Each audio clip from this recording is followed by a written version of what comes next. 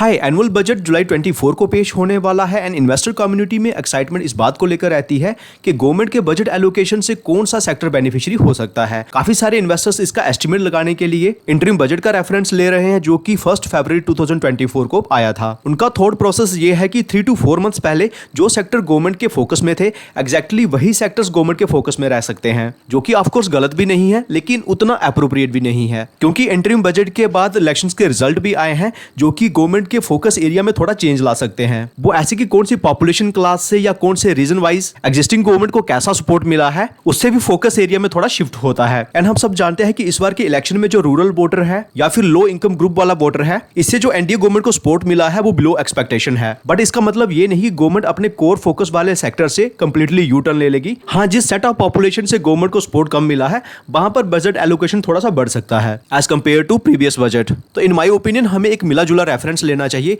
जिसमें हम interim budget को इंक्लूड कर सकते हैं, सरकार बनने के इमीडिएट बाद जो डिसीजन लिए गए उसको इंक्लूड कर सकते हैं एंड कुछ ऐसे बड़े डिसीजंस जो कि लास्ट के 5 to 6 मंथ्स में लिए गए हैं। इलेक्शन रिजल्ट के बाद जो इमीडिएट एक्शन लिए गए जो कि गवर्नमेंट के 100 डे एक्शन प्लान का हिस्सा भी थे, उसको हमने इस वाले वीडियो में कवर किया था। तो लिए गए डिसीजंस को अगर मैं शॉर्ट में बताऊं तो सबसे पहले पीएम किसान निधि योजना के अंतर्गत 20,000 करोड़ का सैंक्शन किया गया जिसका बेनिफिट 9.3 करोड़ फार्मर्स को होगा। उसके बाद 14 खरीफ की फसलों के लिए मिनिमम सपोर्ट प्राइस को बढ़ा दिया गया जिसके अंतर्गत टोटल 2 लाख करोड़ का सैंक्शन किया गया जो कि लास्ट सैंक्शन अमाउंट से 35,000 करोड़ ज्यादा था। फूड प्रोसेसिंग मिनिस्ट्री द्वारा फूड वेस्टेज को कम करने का डिसीजन भी गवर्नमेंट बनने के इमीडिएट बाद लिया गया। उसके बाद नेक्स्ट है गुजरात एंड तमिलनाडु के लिए ऑफशोर विंड एनर्जी प्रोजेक्ट्स का अप्रूवल देना एंड इसके लिए टोटल 7,453 करोड़ का आउटले अनाउंस करना। नेक्स्ट अप्रूवल दिया गया बादावन पोर्ट जो कि एक डीप वाटर पोर्ट होगा उसको डेवलप करने के लिए। इसके लिए टोटल 76,220 करोड़ सैंक्शन किया गया है एंड डेवलप हो जाने के बाद ये पोर्ट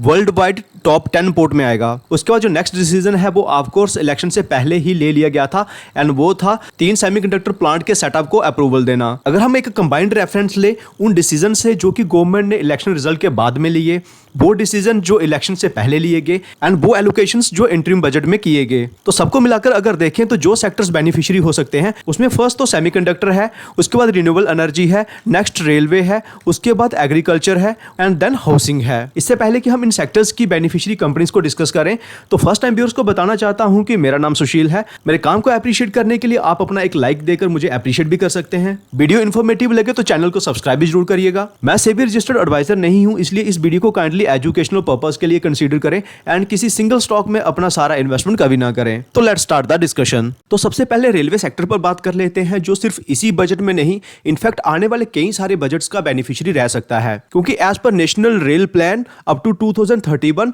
15 लाख करोड़ का आउटले प्लान है जिसमें ट्रैक एंड इंफ्रास्ट्रक्चर का डेवलपमेंट होगा, टर्मिनल्स का डेवलपमेंट होगा एंड इसके साथ कुछ नए कोचेस वगैरह भी खरीदे जाएंगे। In addition to the outlay of 15 lakh crore उसके बाद 1.5 lakh crore dedicated freight corridor के लिए स्पेंड किए जाएंगे, हाई स्पीड रेल कॉरिडोर के लिए 5 लाख करोड़ स्पेंड किए जाएंगे। तो सेक्टर ग्रोथ की बात करें तो आने वाले 6 to 7 ईयर्स के लिए ग्रोथ की विजिबिलिटी है। तो फर्स्ट कंपनी जिसे हमने ऑलरेडी शॉर्टलिस्ट कर रखा है उसका price to earning Titagarh rail systems and Jupiter wagons दोनों के कंपैरिजन में हायर है एंड वो है 95.2 एंड टीटागढ़ रेल सिस्टम्स का है 75.1 है एंड जुपिटर वैगन्स का है 81.8 एंड कंपनी का नाम Texmaco rail and engineering limited है। तो आखिरकार क्या कारण है कि इस कंपनी को इतना हायर पी मिल रहा है? तो उसका सबसे पहला कारण यह है कि कंपनी के ऊपर जो टोटल डेट है वो है 630 करोड़ जिसमें long term debt and short term debt दोनों इंक्लूडेड है एंड इसमें से 175 करोड़ अप्रैल के मंथ में पे कर दिया गया है and as of date 450 crore का डेट है। तो मैनेजमेंट का प्लान है कि नेक्स्ट 2 to 3 ईयर्स में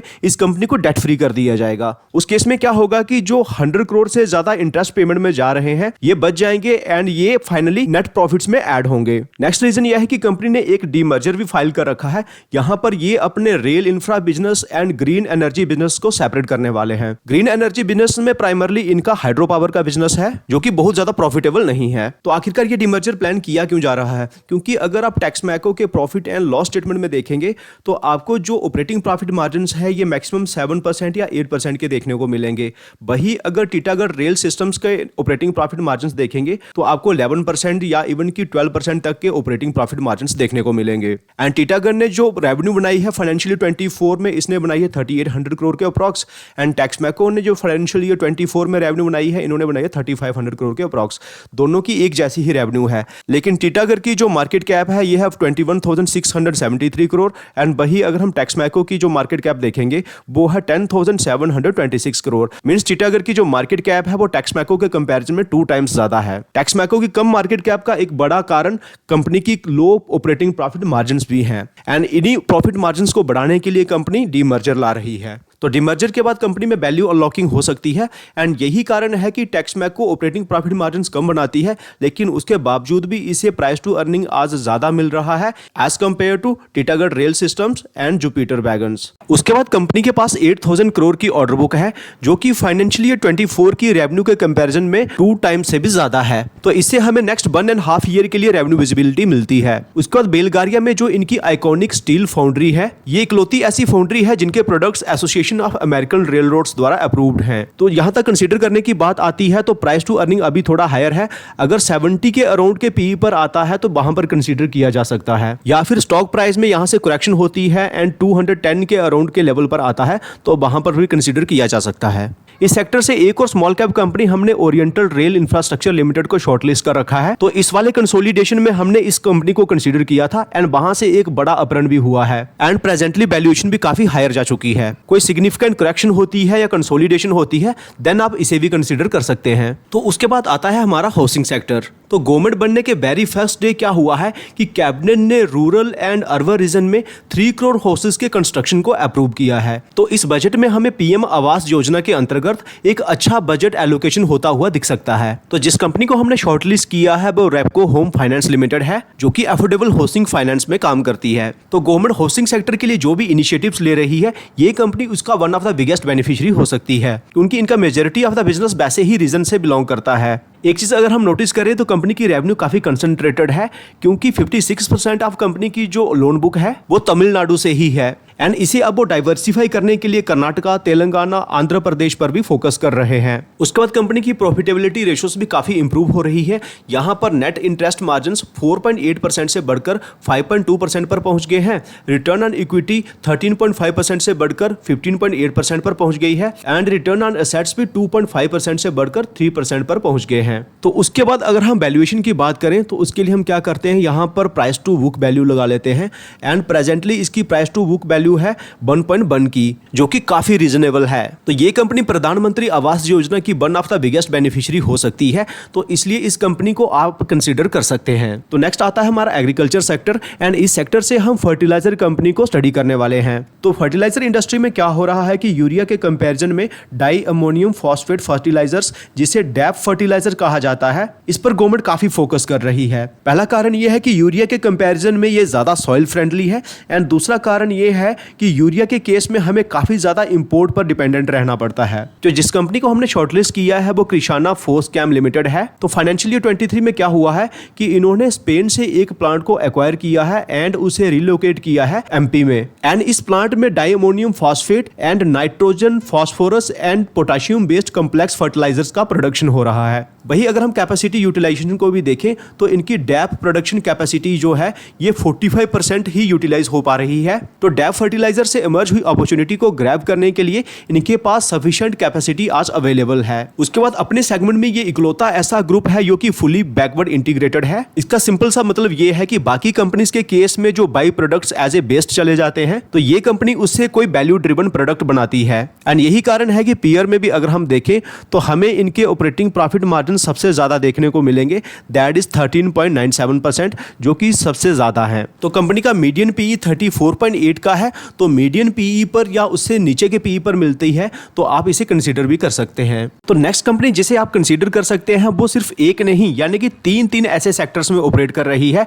जिसमें गवर्नमेंट का काफी पुश है एंड वो 3 सेक्टर्स हैं agriculture, energy and environment and company का नाम है प्राज इंडस्ट्रीज। ये company ethanol based plant setup करती है, compressed biogas based plant setup करती है, हाई प्योरिटी सिस्टम्स में काम करती है एंड इसके साथ वेस्ट वाटर ट्रीटमेंट में भी काम करती है। आज वर्ल्ड वाइड इन्वायरमेंट से लेकर जितनी भी प्रॉब्लम्स हैं ये कंपनी उसका इन्वायरमेंटल फ्रेंडली सॉल्यूशंस डेवलप करने पर काम कर रही है। तो यहाँ आप देख सकते हैं कि एविएशन इंडस्ट्री के लिए कंपनी ने क्लीन फ्यूल डेवलप करने के लिए एमओयू साइन किया है। एविएशन के साथ साथ कंपनी ने मैरीन बायोफ्यूल डेवलप करने पर भी काम स्टार्ट कर दिया है एंड इन्वायरमेंट फ्रेंडली प्लास्टिक्स यानी कि बायोप्लास्टिक्स के लिए भी कंपनी ने एक पायलट प्रोजेक्ट स्टार्ट किया है। तो कंपनी के सारे सेगमेंट्स ऑलमोस्ट ऐसे हैं जिसमें फ्यूचर में काफ़ी ज़्यादा थ्रस्ट रहने वाला है। जैसा कि आप यहाँ पर भी देख सकते हैं, जो हाई प्योरिटी सेगमेंट है, तो इस सेगमेंट में जो डिमांड है वो semiconductor industry and electric vehicle battery से आ सकती है। कंप्रेस्ड बायोगैस सेगमेंट में भी नेक्स्ट 5 ईयर्स में 2 लाख करोड़ की अपॉर्चुनिटी इमर्ज हो सकती है। सिमिलरली अगर कंपनी को अपने फ्यूचर फ्यूल्स जैसे कि मैरिन बायोफ्यूल्स,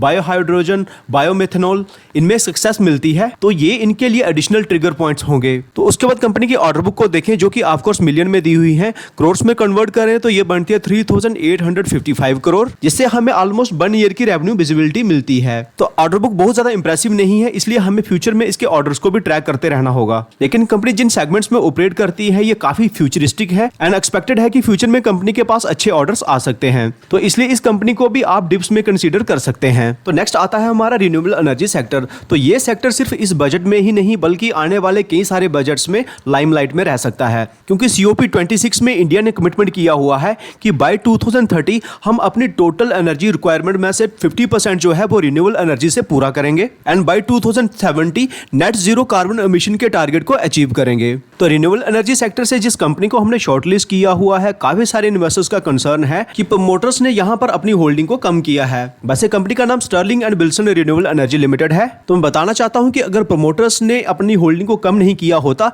तो ये कंपनी प्रॉफिटेबल नहीं हुई होती, क्योंकि कंपनी को प्रॉफिटेबल बनाने के लिए ही इन्होंने 1500 करोड़ का QIP लाया था एंड इसी के चलते कंपनी अपने डेट बर्डन को कम कर पाई है। उसके बाद रेवेन्यू गाइडेंस को लेकर भी मैनेजमेंट का काफी एग्रेसिव टारगेट है एंड ये टारगेट है 8000 करोड़ का, जो कि लास्ट फाइनेंशियल ईयर की रेवेन्यू के कंपैरिजन में 2.5 टाइम्स की ग्रोथ है। उसके बाद कंपनी की जो ऑर्डर बुक 8000 करोड़ की हुआ करती थी ये भी बढ़कर 9396 करोड़ की हो गई है। उसके बाद इंडिया में रिन्यूएबल एनर्जी सेक्टर में टेलविंड्स है एंड कंपनी के ऊपर रिलायंस ग्रुप की पेरेंटेज है, तो इसलिए इस कंपनी को आप कंसीडर करके चल सकते हैं। तो रिन्यूएबल एनर्जी सेक्टर से जिस सेकंड कंपनी को हमने शॉर्टलिस्ट किया है उसने फरवरी 24 को 1331 का हाई लगाने के बाद प्रेजेंटली 938 पर ट्रेड कर रही है एंड ऑलमोस्ट उन्हीं लेवल पर आ चुकी है यहां पर अक्टूबर 23 में हुआ करती थी। डिस्पाइट की कंपनी को एक मेगा ऑर्डर भी मिला है। एक मेगा ऑर्डर मिलने के बावजूद भी कंपनी के स्टॉक प्राइस में कोई अपसाइड देखने को नहीं मिला है, क्योंकि इस स्टॉक को लेकर कुछ नेगेटिविटी है। वो ये कि हरिशंकर तिवारीवाला ने जो स्टॉक मार्केट मैनिपुलेशन किया था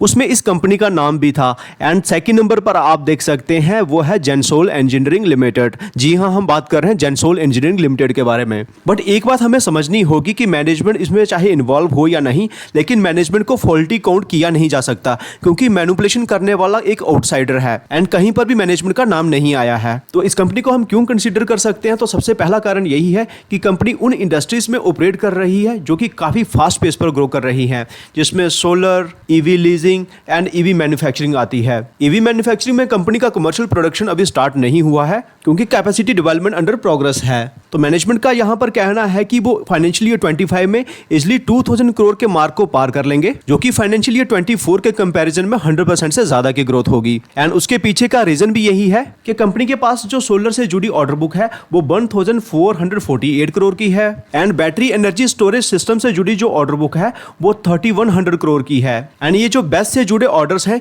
ये कंपनी ने रिसेंटली ही एक्वायर किए हैं, that is 19th of June 2024। तो in my opinion negative sentiments के चलते जो स्टॉक प्राइस अभी कंसोलिडेशन में है, तो यहां पर हम इसे कंसीडर भी कर सकते हैं। तो नेक्स्ट आता है सेमीकंडक्टर मार्केट, जो नेक्स्ट 10 ईयर्स के लिए 20 to 25% के CAGR से ग्रो कर सकती है। टोटल आउटले जो अनाउंस हुआ है वो 76,000 करोड़ का है। टोटल 4 प्रोजेक्ट्स ऑलरेडी अप्रूव हो चुके हैं जिनकी वैल्यू 1,48,000 करोड़ की है। तो इस वाले वीडियो में हमने काफी डिटेल में सेमीकंडक्टर इंडस्ट्री पर स्टडी किया था, जिसमें हमने डायरेक्ट बेनिफिशियरी के साथ साथ कुछ प्रॉक्सी प्लेयर्स पर भी डिटेल्ड डिस्कशन किया था। तो डायरेक्ट बेनिफिशियरीज में कोई भी कंपनी ऐसी नहीं है जो कि रीजनेबल लेवल पर अवेलेबल हो एंड जिन डायरेक्ट बेनिफिशियरीज को आप अपनी वॉच लिस्ट में रख सकते हैं उसमें CG पावर है, केन्स टेक्नोलॉजी है एंड तेजस नेटवर्क्स है। तो इनमें से कोई भी प्लेयर अगर रीजनेबल वैल्यूएशन पर आता है तो हम कम्युनिटी पोस्ट के थ्रू या डेडिकेटेड वीडियो बनाकर आपको इन्फॉर्म कर देंगे। तो वीडियो इन्फॉर्मेटिव लगा है तो वीडियो को लाइक जरूर करें, चैनल को सब्सक्राइब नहीं किया हुआ है तो चैनल को सब्सक्राइब भी जरूर करें। तो कैसा लगा वीडियो कमेंट सेक्शन में जरूर बताइएगा। मिलते हैं आपसे अगले वीडियो में, टेक केयर।